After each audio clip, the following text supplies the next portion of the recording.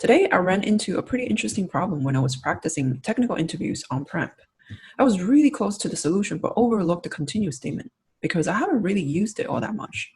So I want to make a video about how to use the continue statement. Given the prompt, the Westfield Mall management is trying to figure out what the busiest moment at the mall was last year. You're giving data extracted from the mall's door detectors. Each data point is represented as an integer array whose size is 3. The values at indices 0, 1, and 2 are the timestamp, the count of visitors, and whether the visitors entered or exited the mall, 0 for exit and 1 for entrance, respectively. Here's an example of a data point. So this is a timestamp. This is the number of visitors either entering or exiting the mall, and this is telling us whether the visitors are entering or exiting the mall.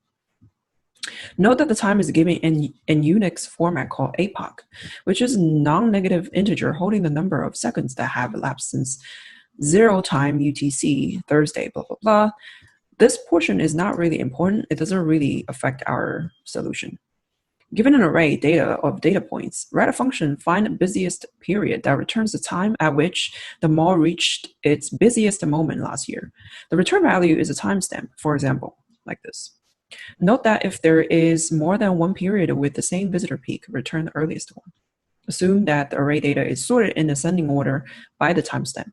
So let's look at this example and calculate the total of visitors at each timestamp one by one. Notice the timestamps of the first 3 data points are the same. We have 14 people entering the mall and 6 people leaving the mall. That gave us a total of 8 people in the mall. Then moving on to the next timestamp, we have 10 people entering the mall.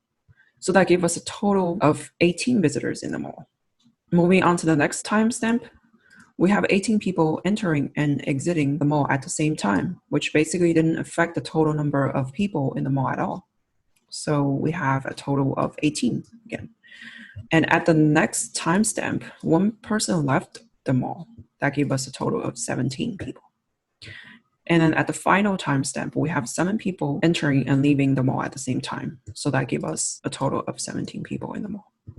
It seems like 18 is a number when the mall is the busiest. But because we're returning the timestamp at the earliest point, we're returning the second timestamp, which is this one. So the answer is that.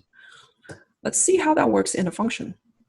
We first initiate a few variables so that we can store and reassign the values when they meet certain conditions. For each iteration, if the number at index 2 within the data point is 1, that means the visitor is entering. We add the total number of visitors, which is at index 1 within that data point, to the total value. Else, if the number is 0, we subtract the visitors from the total. This part is pretty straightforward. Next is the part where the continue statement comes in handy.